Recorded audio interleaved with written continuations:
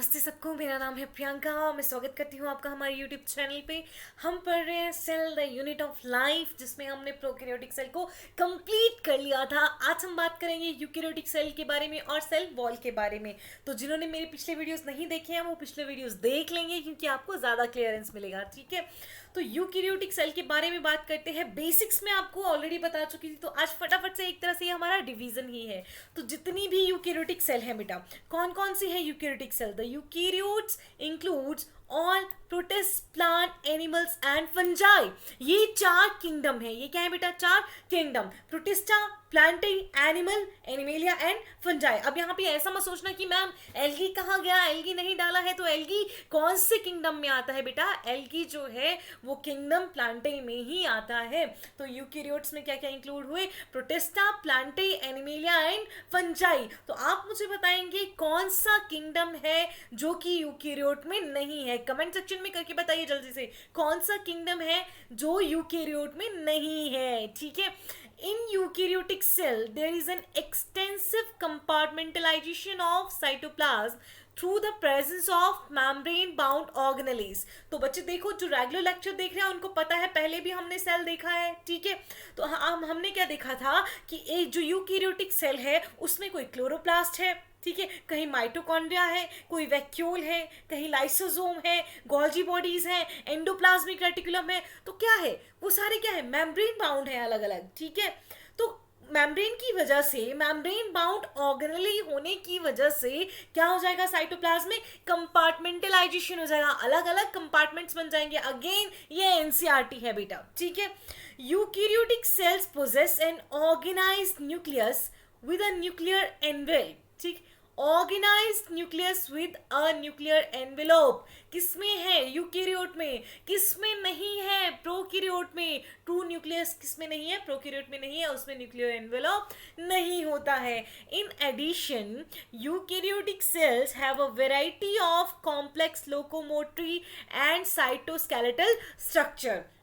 इसके साथ ही organise nucleus है, बहुत सारे ऑर्गेनेलेज हैं। उसके साथ ही यूकैरियोटिक सेल में लोकोमोटरी स्ट्रक्चर भी आपको देखने को मिलेंगे, जैसे कि सीलिया एंड फ्लैजेला आपको देखने को मिलेगा।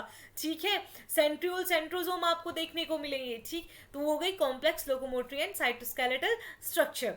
Their genetic material is organized into chromosomes। जो हमारा डीएनए है बेटा, डीएनए से ही क्या बनते हैं? क्रोमोसोम। आप याद रखेंगे, जो डीएनए है क्रोमोसोम है, क्रोमोसोम ही क्या है? एग्जैक्टली हमारा डीएनए है। तो जेनेटिक मटेरियल क्या होता है हमें? डीएनए। तो डीएनए किस में ऑर्गेनाइज होता है? क्रोमोसोम में। हम में कितने क्रोमोसोम पाए जाते हैं? 46। हमारी हैप्लॉइड सेल में कौन से कितने क्रोमोसोम पाए जाते हैं? 23। ह्यूमन में हैप्लॉइड सेल कौन सी है? Egg and sperm. हैप्लॉइड और डिप्लॉइड का मतलब समझते हैं ना आप? जब दो सेट ऑफ क्रोमोसोम होंगे तो सेल कैसी होगी? डिप्लॉइड। जब एक ही सेट होगा क्रोमोसोम का तो सेल कैसी होगी बेटा?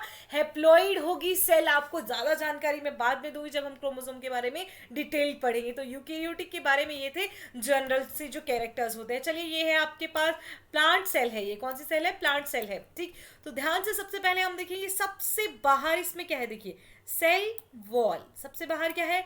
Cell wall. नजर आ रहा है आपको? Cell wall. ठीक है, अब यहाँ पे थोड़ा सा गड़बड़ है। देखो, इन्होंने ये इसको मार्क किया है प्लाज्मा मेम्ब्रेन, और ये बीच में मार्क कर दिया है मिडल लैमेला।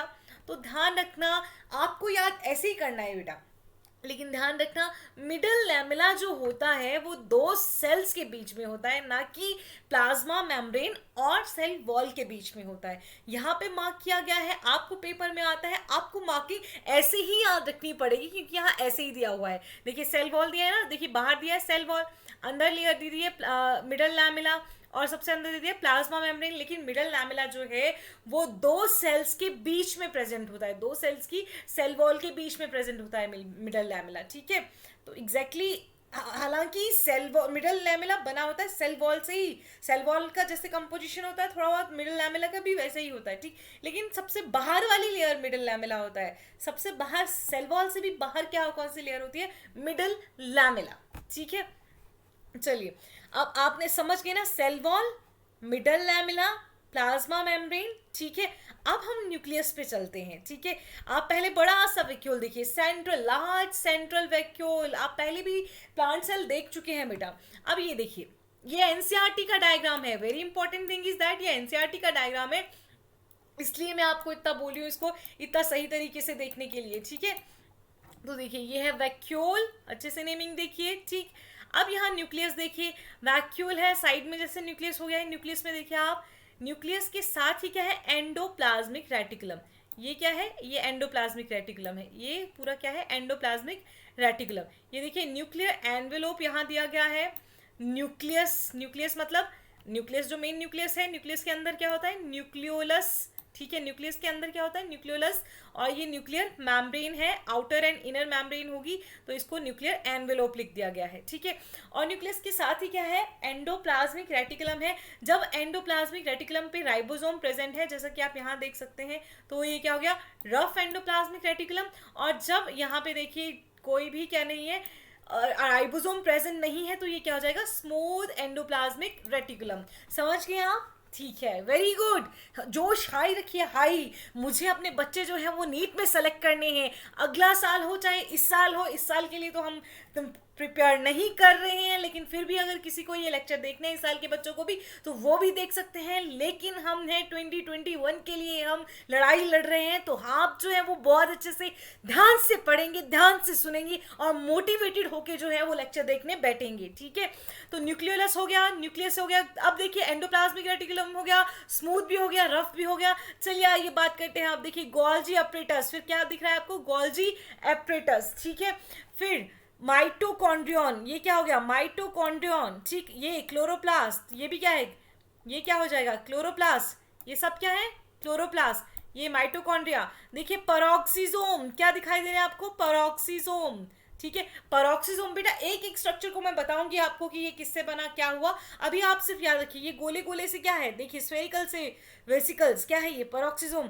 अंदर सेल के अंदर का पूरा हिस्सा क्या है, ये साइटोप्लाज्म। आपको देखिए ऐसे ऐसे थोड़े इलोंगेटेड से क्या नजर आ रहा है, माइक्रोट्यूब्यूल। अब सेल में देखिए, सेल में आपको क्या नजर आ रहा है, स्पेस नजर आ रहा है थोड़ा सा, ठीक है। साइटोप्लाज्म दिख रहा है ना, थोड़ा सा जहाँ पे सेल वॉल नहीं है थोड़ा, ठीक। तो वो एरिया क्या गया, plasmodesmata.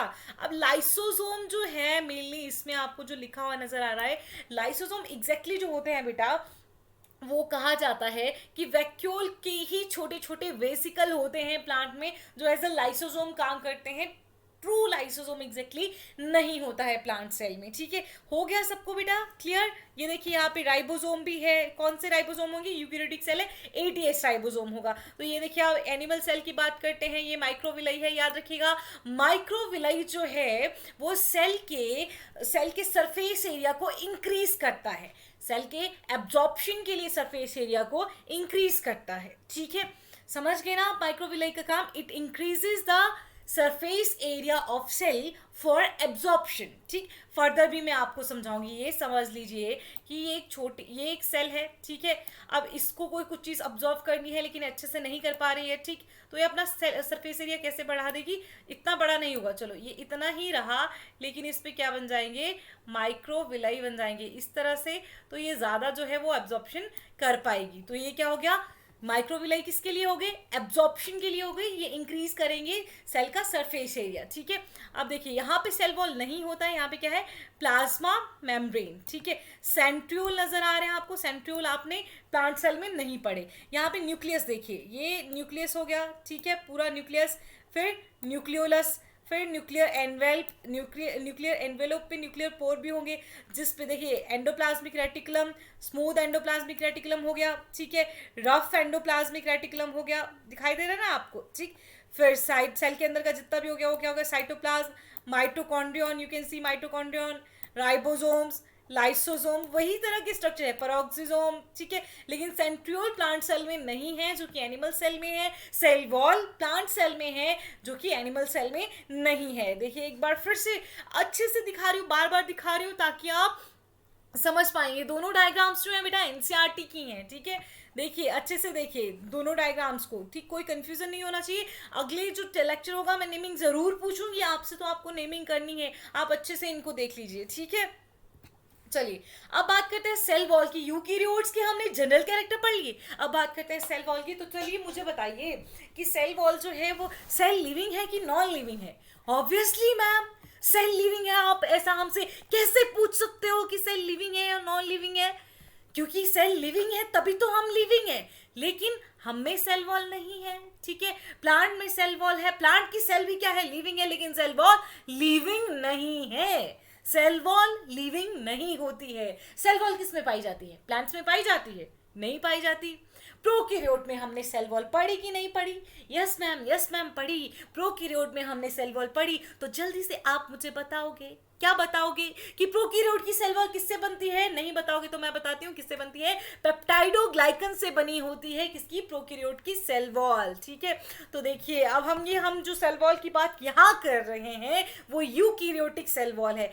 As you may recall, a non living rigid structure called cell walls forms an outer covering of plasma membrane of fungi and plants। ठीक है, अब देखिए ये एनसीईआरटी है बेटा। आपको याद होगा आपने हमेशा से पढ़ा है कि एक नॉन लिविंग सा रिजिड सा स्ट्रक्चर होता है जिसको सेल वॉल कहते हैं।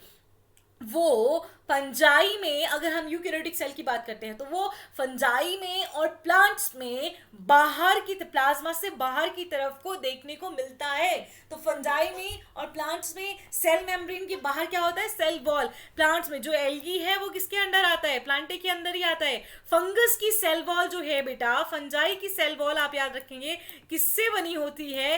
फंगस की सेल वॉल काइटिन से बनी होती है, भूलेंगे नहीं। ठीक है, cell wall not only gives, अब ये आ गया सेल वॉल का क्या काम है। Cell wall not only gives shape to the cell and protect the cell from mechanical damage and infection, it also helps in cell to cell interaction and provide barrier to undesirable macromolecules। मेरी बात ध्यान से सुनेंगे, ठीक है। Cell wall ना सिर्फ cell को शेप देता है, ना सिर्फ उसको प्रोटेक्शन प्रोवाइड कर रहा है, ना सिर्फ उसको मैकेनिकल डैमेज से और इन्फेक्शन से बचाएगा, बल्कि वो एक सेल से दूसरी सेल के साथ इंटरेक्ट करने में भी हेल्प करेगा। वो बड़े बड़े मॉलिक्यूल्स जो होते हैं, मैक्रो मॉलिक्यूल्स, बड़े बड़े मॉलिक्यूल्स को जो है उनको नहीं आने देगा। अनडिजायरेबल, जो जरूरी नहीं है, अनडिजायरेबल मैक्रोमोलिक्यूल्स के लिए वो बैरियर की तरह काम करता है। तो एक बार फिर से याद करेंगे कि सेल वॉल ना सिर्फ सेल को शेप देता है, ना सिर्फ सेल को प्रोटेक्ट करता है मैकेनिकल डैमेज से और इन्फेक्शन से, बल्कि सेल टू सेल इंटरेक्शन में भी हेल्प करता है। क्योंकि सेल वॉल में बेटा क्या होते हैं?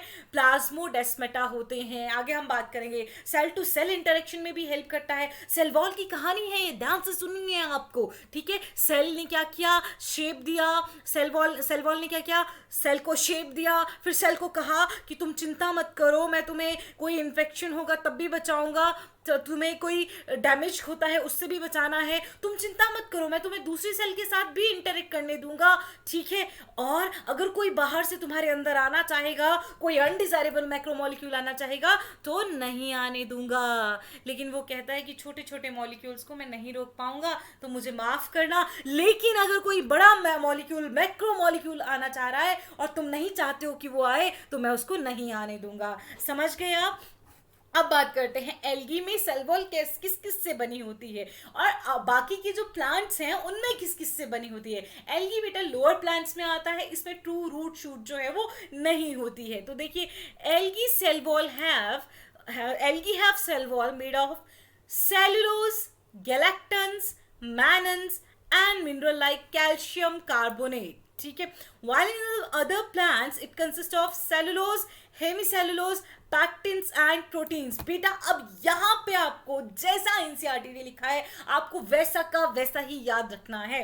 एल्गी की सेल वॉल किससे बनी होती है? सेलुलोज से, galactans, mannans and calcium carbonate भी उसमें पाए जाएंगे, ठीक है। सेलुलोज, गैलेक्टन्स, मैनन्स, ठीक है, और कैल्शियम कार्बोनेट। लेकिन प्लांट्स में cellulose, hemicellulose, pectins and proteins. क्या आपने एल्गी की सेल वॉल में पैक्टिन्स पढ़े? No ma'am. क्या आपने एल्गी की सेल वॉल में मेनली प्रोटीन्स पढ़ी? No ma'am. आपने क्या पढ़ा? Cellulose, galactans, mannans and calcium carbonate किसमें? एल्गी की सेल वॉल में। और बाकी के प्लांट्स जो बचे उनकी सेल वॉल में क्या होगा? Cellulose, hemicellulose, pectins and proteins. मतलब मेजर तौर पे क्या होगा? मेजर तौर पे बाकी के प्लांट्स में क्या होगा? Cellulose, hemicellulose, pectins and protein. शाबाश, आपको याद हो गया। एक बार बार वीडियो को पॉज करके फिर से रिवाइज कीजिएगा कि क्या क्या होता है एल्गी की सेल वॉल में और क्या क्या होता है बाकी के प्लांट्स की सेल वॉल में, ठीक है। तो देखिए the cell wall of young plant, ये भी एनसीईआरटी है, ठीक। The cell wall of a young plant, the primary wall is capable of growth. एक यंग नया नया प्लांट बना है, ठीक है, अभी उसके पास क्या होगी, प्राइमरी सेल वॉल होगी। याद रखिएगा जितनी भी सेल जिनके पास सिर्फ प्राइमरी सेल वॉल होती है मेनली वो लिविंग ही होती हैं, ठीक है। और आगे आगे जब डिपोजिशन होने लगता है तो सेल जो है वो नॉन लिविंग भी हो जाती है, ठीक। The primary cell wall is capable of growth, ठीक।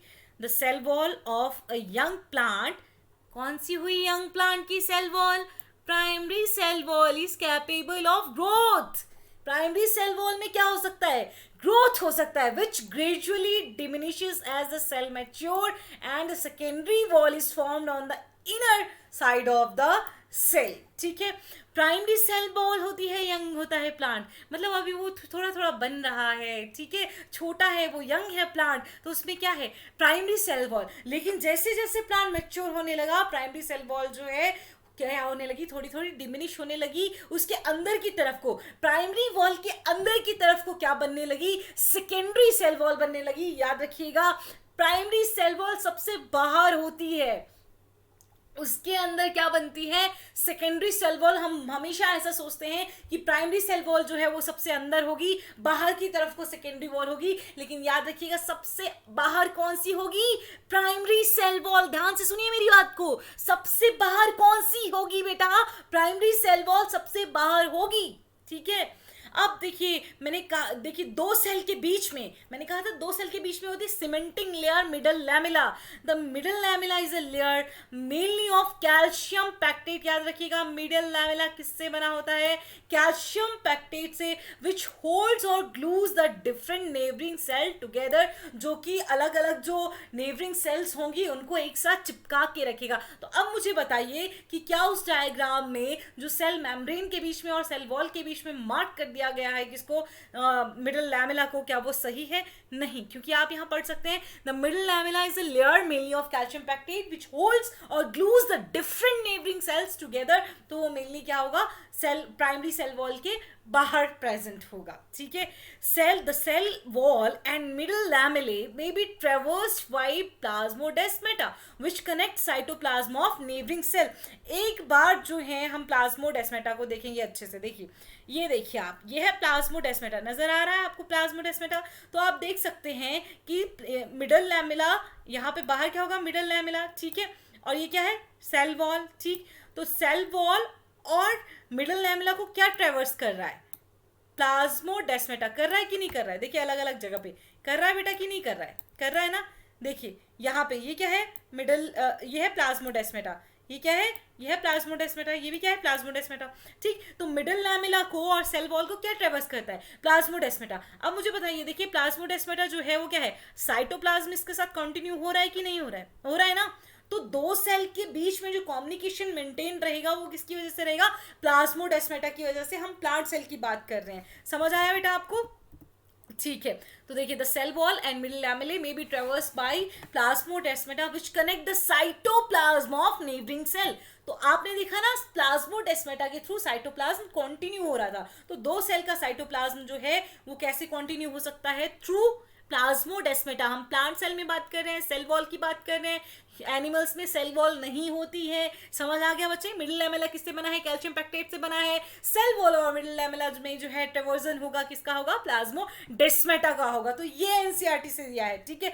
आगे देखिए, ये आपको मैं अच्छे से, अब आउट ऑफ एनसीईआरटी, इससे आगे हम जो भी बात करेंगे वो आउट ऑफ एनसीईआरटी होगी। एनसीईआरटी ने इसके बारे में थोड़ा थोड़ा बताया है, हम इसके बारे में डिटेल जानकारी लेंगे, ठीक है। ये देखिए, ये है सेल वॉल, ये पूरा क्या है, सेल वॉल यहाँ पे है। ये ABC जो भी आपको नजर आ रहा है क्या है, सेल वॉल। ये ल्यूमेन है, ये सेल वॉल का ही ल्यूमेन है, आप इसको साइटोप्लाज्म ना लें। देखिए मिडिल लैमेला हुआ सबसे बाहर, सबसे बाहर कौन सी लेयर आई, मिडिल लैमेला। फिर उसके बाद क्या आती है, प्राइमरी वॉल, ठीक है। फिर प्राइमरी वॉल के बाद आप देखिए क्या आता है अंदर को, सेकेंडरी वॉल। तो सेकेंडरी वॉल में जो है वो 3 लेयर्स होती हैं, S1 S2 S3। Secondary wall में बेटा कितनी लेयर्स होती हैं? 3 layers, S1 S2 and S3। सबसे बाहर सेकेंडरी लेयर में कौन सी, सेकेंडरी वॉल में कौन सी लेयर होगी? S1। सबसे अंदर कौन सी होगी? S3। अब इससे भी अंदर क्या बन सकती है? टर्शरी वॉल बन सकती है। Primary, secondary and tertiary wall. Tertiary wall भी कुछ एक जो आपके पास प्लांट्स होते हैं उनकी सेल्स में जो है आपको कुछ प्लांट सेल में टर्शरी वॉल भी देखने को मिलेगी। अब बेटा यहाँ से आपको क्या याद रखना है, अगर मैं क्वेश्चन पूछूंगी कि सेल, प्लांट सेल में सबसे बाहर वाली लेयर कौन सी है, तो आंसर होगा मिडल लैमेला। अगर मैं पूछूंगी प्लांट सेल वॉल में सबसे बाहरी लेयर कौन सी है, क्योंकि मैं सेल वॉल बोल रही हूं, तो आंसर क्या होना चाहिए? आंसर होना चाहिए मैम प्राइमरी वॉल सबसे बाहर होती है, सेकेंडरी वॉल प्राइमरी वॉल के अंदर की तरफ को बनती है, टर्शरी वॉल सेकेंडरी वॉल से भी अंदर की तरफ को बनती है। तो आप ये देख लेंगे, ठीक है।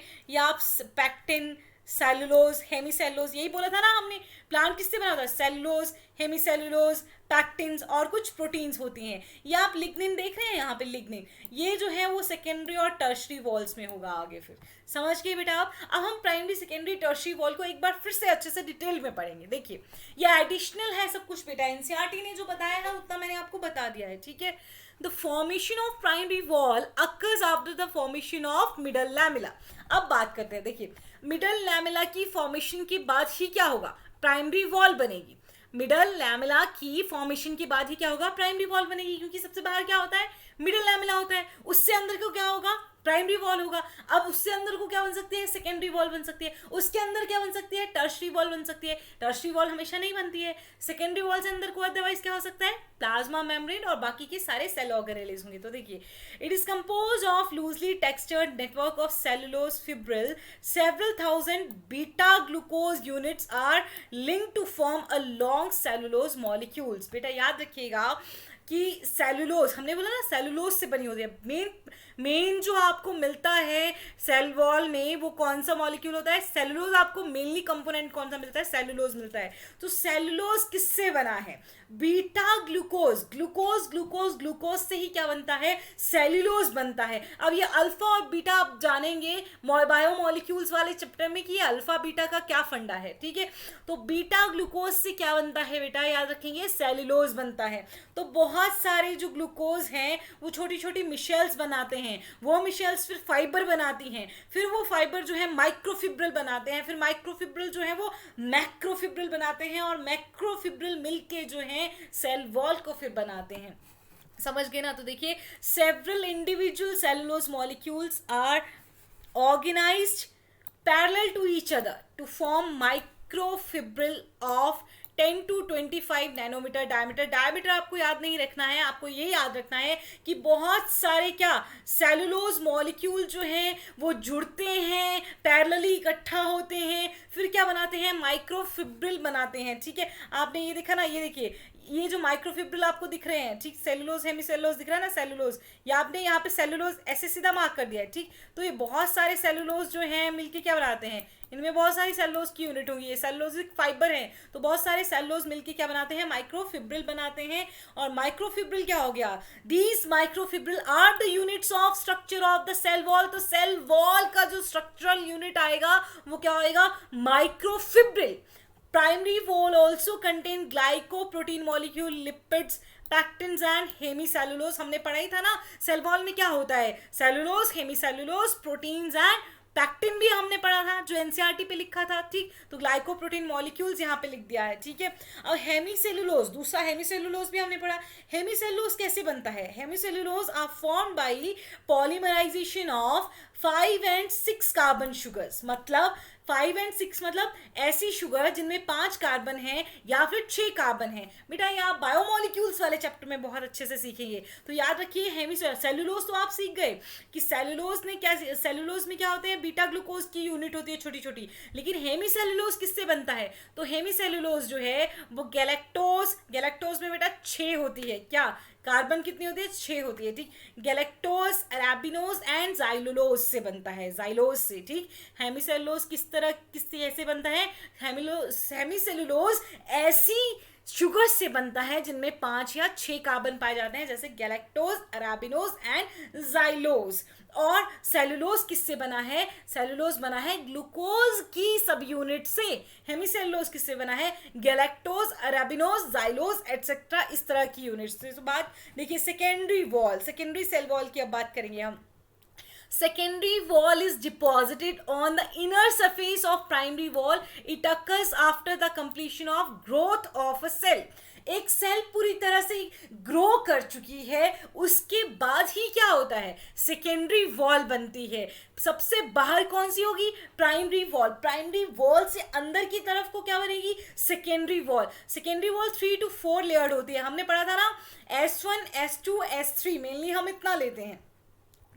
It is made of cellulose microfibril which are densely packed in bundles and have parallel arrangement. Again secondary wall में आपको बस मेनली क्या याद रखना है कि ये भी किससे बनी है? सेलुलोज। लेकिन और इसमें क्या पाया जाता है? Suberin and lignin. Very important, very very important. Secondary cell wall में in many tissue secondary wall also contain suberin and lignin. Secondary wall में, प्राइमरी वॉल में सुब्रिन एंड लिग्निन नहीं होगा। मेरी बात को ध्यान से सुनिए बच्चे, ठीक है? प्राइमरी वॉल में सुब्रिन और लिग्निन नहीं होता है, लेकिन सेकेंडरी सेल वॉल में सुब्रिन एंड लिग्निन होता है। अब ये सुब्रिन क्या है? ठीक है, सुब्रिन जो है बहुत सारे फैटी एसिड को मिलके बनता है, ठीक। It is found in cork cells and endodermis. किसमें पाया जाता है ये? Cork cell and endodermis. आप पढ़ेंगे कि क्या होता है cork cell and endodermis. Suberin किसमें पाया जाता है? कॉर्क सेल एंड एंडोडर्मिस में। And it is impervious, it is impervious for water and air. जहां पे सुबेरिन हो जाता है डिपॉजिट, तो फिर वो वाटर और एयर को एंटर नहीं होने देता है। लिग्निन, लिग्निन किससे बनता है? It is made of from polymerization of certain aromatic alcohol, coniferyl alcohol. It is found in secondary walls of woody plant. Mechanical strength is provided by secondary wall. ठीक है, अब देखिए secondary wall mainly mechanical strength देती है। आप देखेंगे हमने बोला कि यंग प्लांट जो होता है, यंग प्लांट में मेनली प्राइमरी वॉल होती है, लेकिन उसके पास उतना मैकेनिकल स्ट्रेंथ नहीं होता है। तो सेकेंडरी वॉल जब बनेगी तब क्या आएगा? आपके प्लांट के पास जो है वो मैकेनिकल स्ट्रेंथ आएगा। वो मैकेनिकल स्ट्रेंथ मेनली किसकी वजह से होगा? वो लिग्निन की वजह से होता है ज़्यादातर। तो लिग्निन जो है वो कैसे बनता है?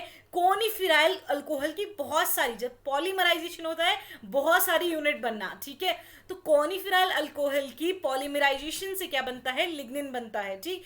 तो सेलुलोज के अलावा सेकेंडरी सेल वॉल में क्या पाया जाता है बेटा? सुबेरिन और लिग्निन भी पाया जाता है। सुबेरिन आपको कौन से सेल में मिल जाएगा? कॉर्क सेल्स एंड एंडोडर्मिस में। बहुत इंपॉर्टेंट है बेटा, ठीक है? बोर होके भागना नहीं है, लेक्चर को अच्छे से सुनना है, क्योंकि यही आपकी ताकत है। सुनेंगे, पेशेंस रखेंगे, तभी आगे बढ़ेंगे, ठीक है।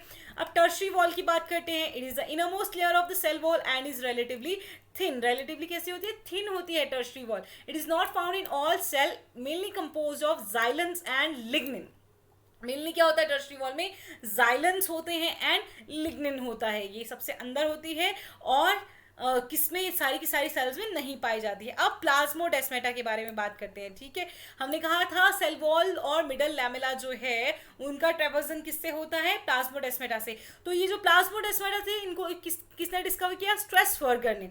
दे are small opening through which the cytoplasm of adjacent cells come in direct contact with each other. देखो आपने देखा था ना, देखा था आपने कि नहीं देखा था कि जो दो सेल्स थी, दो सेल्स, एक सेल दी थी, सेल के सेल वॉल में जो था आप देख रहे थे साइटोप्लाज्म जो था वहाँ से कंटिन्यू कर रहा था, ठीक। तो प्लाज्मोडेस्माटा जो है वो क्या करते हैं? दो एक साथ सेल्स हैं, एडजेसेंट सेल्स हैं, उनके साइटोप्लाज्म को एक से दूसरे में आने जाने देते हैं, कम्युनिकेशन में हेल्प करते हैं। देखिए there is no deposition of cell wall in the vicinity of plasmodesmata. तो हमने देखा था ना, जहाँ पे प्लाज्मोडेस्माटा होता है वहाँ पे सेल वॉल डिपॉजिटेड नहीं होती है। बहुत इंपॉर्टेंट बच्चे, याद रखनी है चीजें। ये देखिए ये स्ट्रक्चर आप आगे भी पढ़ेंगे। देखिए ये एक सेल है, ये दूसरा सेल है, ठीक है, ये अगेन सेल है, ठीक। ये आपके पास एंडोडर्मिस की सेल है, वैसे कायदे से ये क्या है? एंडोडर्मिस की सेल। ये आप बच्चे आगे अपने ट्रांसपोर्ट वाले चैप्टर में पढ़ेंगे। एंडोडर्मिस की सेल है ये, ठीक है। एंडोडर्मिस में हमने क्या बोला? सुबेरिन बोला ना, सुबेरिन डिपॉजिट होता है। तो ये कैस्पेरियन स्ट्रिप जो आपको यहाँ नजर आ रही है, ये स्ट्रिप, इसमें जो मेनली क्या होता है? सुबेरिन ही होता है। आपको बाकी कुछ नहीं देखना है अभी, आपको कोई एपोप्लास्टिक सिम्प्लास्टिक पाथवे कुछ नहीं देखना है। आप ये देखिए मैंने कहा प्लाज्मोडेस्माटा, ठीक। तो ये है प्लाज्मोडेस्माटा, ये एक सेल है, ये दूसरी सेल है। दो सेल के बीच में देखिए है, सब जगह सेल वॉल है, लेकिन जहां प्लाज्मोडेस्माटा बना है वहां पे सेल वॉल एब्सेंट है, और दोनों का साइड, दो सेल का साइटोप्लाज्म जो है वो क्या हो पा रहा है, एक्सचेंज हो पा रहा है, ठीक है। मतलब इधर से इधर, एक से दूसरी सेल में कम्युनिकेशन हो पा रहा है। अब प्लाज्मोडेस्माटा क्लियर हुआ। क्या प्लाज्मोडेस्माटा की जगह पे सेल वॉल होगी? नहीं होगी, ठीक है। चलिए देखिए, अब मिडल लैमेला की बात करते हैं। मिडल लैमेला आपने पढ़ा ही है, कि थोड़ा सा पढ़ा आपने, ठीक। तो प्राइमरी सेल वॉल से बाहर क्या होगा? मिडल लैमेला होगा। Plant cell contain middle lamella which lies between cell walls of two neighbouring cells and hold the cell together. इतना लिखा था एनसीईआरटी पे पहले ही। आगे लिखिए, देखिए और लिखा था कि किससे बना होता है वो? कैल्शियम पैक्टेट से। तो जो पैक्टिन है बेटा, वो किसका पॉलीमर है? Pectin is the polymer of polygalacturonic acid. Pectin is the polymer of polygalacturonic acid. अब मिडल लैमेला में क्या होगा? कैल्शियम पैक्टेट बोला था ना, मेनली मिडल लैमेला किससे बना है? कैल्शियम पैक्टेट से बना है। तो कैल्शियम पैक्टेट जो है, देखिए इसीलिए इसमें कौन से होंगे? कैल्शियम मेनली होगा, ठीक। और अगर पूछा जाएगा कैल्शियम के अलावा कौन सा जो है वो आयन पाया जाएगा, तो मैग्नीशियम आयन जो है वो अदर देन कैल्शियम पाया जाएगा। आप क्या करेंगे? आप एनसीईआरटी की बुक लेके बैठे हैं, वहां पे लिखा है ना कैल्शियम पैक्टेट, तो लिख लेंगे जो पैक्टिन है वो किससे बना है? पॉलीगैलेक्टूरोनिक एसिड से, और कैल्शियम और मैग्नीशियम आयन इसमें पाए जाते हैं, ठीक। अब ये सेल वॉल की फॉर्मेशन कैसे होती है एग्जैक्टली आप ये समझ लीजिए कि ये मिडल लैमेला की फॉर्मेशन भी है, क्योंकि मिडल लैमेला जो है अल्टीमेटली उसमें कंपोजिशन वही होती है जो कि सेल वॉल की कंपोजिशन होती है, ठीक। तो फॉर्मेशन ऑफ सेल वॉल कैसे होता है, ठीक है। तो पहले ये देखिए, ये formation of cell, cell division, जब सेल डिवाइड करती है, ये एक सेल है, ठीक है। सेल का डिवीजन हो जाता है, सेल दो में बढ़ जाती है, ठीक है। एक ही सेल दो में डिवाइड हो जाती है, ठीक है। तो उस टाइम पे क्या होता है? देखिए ये दो न्यूक्लियस बने हैं, ये क्या है बेटा? दो न्यूक्लियस हैं, ठीक है, इस तरह से, ठीक। अब फ्रैग्मोप्लास्ट बनता है। देखिए मैम्ब्रेन बाउंड वेसिकल्स, जो ये वेसिकल आपको नजर आ रहे हैं, ये गोल्जी बॉडी से कुछ वेसिकल निकल के आते हैं, ठीक है, और इस तरह से इक्वेटोरियल लाइन पे इकट्ठा हो जाते हैं। इक्वेटोरियल लाइन है ना, देखिए इक्वली डिवाइड कर रही है, ठीक। तो गोल्जी बॉडी से कुछ वेसिकल इस तरह से निकल के आते हैं जिनमें होता है मटेरियल सेल वॉल फॉर्मेशन के लिए। तो गोल्जी बॉडी से इस तरह से वेसिकल निकल के आते हैं और वो इस तरह इक्वेटोरियल लाइन में अरेंज हो जाते हैं, ठीक। फिर उसको उस टाइम हम क्या बोलते हैं? फ्रैग्मोप्लास्ट। वो वेसिकल जब इक्वेटोरियल लाइन पे इकट्ठा होते हैं, जो स्ट्रक्चर पूरा बना उसको हमने क्या बोलते हैं? फ्रैग्मोप्लास्ट, ठीक है।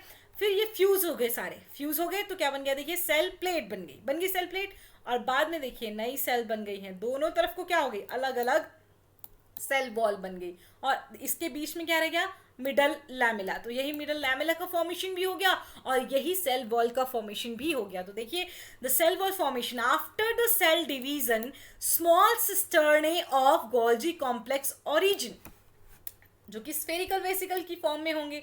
Spherical vesicle containing pectin and phragmosomes accumulate at equatorial plate. आपने देखा ना, जहां से सेल को डिवीजन होना है, इक्वल डिवीजन हो रहा है, वहां पे क्या हुआ? गोल्जी कॉम्प्लेक्स से, ठीक है, गोल्जी की छोटे छोटे वेसिकल्स आए जिनके बीच में पैक्टिन था, फ्रैग्मोसोम्स थे, मतलब फ्रैग्मोप्लास्ट को बनाने वाली बॉडीज थी, बाकी का मटेरियल था सारा, ठीक है, जो कि सेल वॉल फॉर्मेशन में हेल्प करेगा, ठीक। फिर क्या हुआ? The cell plate is form by the fusion of ER cisternae नहीं मिली, यहाँ पे लिखेंगे आप गोल्जी बॉडी सिस्टर ने, ठीक है, whose membrane give rise to the plasma lemma of two daughter cells, ठीक है। वेसिकल्स जो हैं वो फ्यूज हो जाते हैं, वेसिकल के फ्यूज होने के बाद क्या हुआ?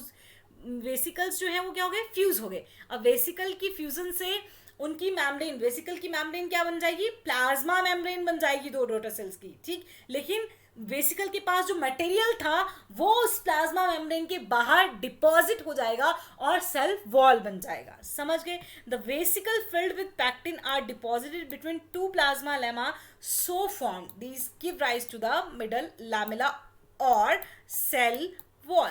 और इसी से क्या बना? मिडल लैमेला और क्या बन गया? Cell wall. मैंने कहा ना मिडल लैमेला का फॉर्मेशन ले लो या सेल वॉल का फॉर्मेशन ले लो, ठीक है। अगेन समझा रही हूँ एक बार, ठीक है। दो सेल्स हैं, ठीक है, एक सेल का, ये एक ही सेल का डिवीजन है, ठीक, एक सेल का डिवीजन हो रहा था, ठीक, प्रॉपरली सारा जो है मटेरियल डिवाइड हो गया था। क्या बनना बाकी था? सेल के बाहर सेल मेम्ब्रेन बनना बाकी था, क्योंकि ये न्यूक्लियस है, बाकी मटेरियल भी अलग अलग हो चुका है, ठीक है।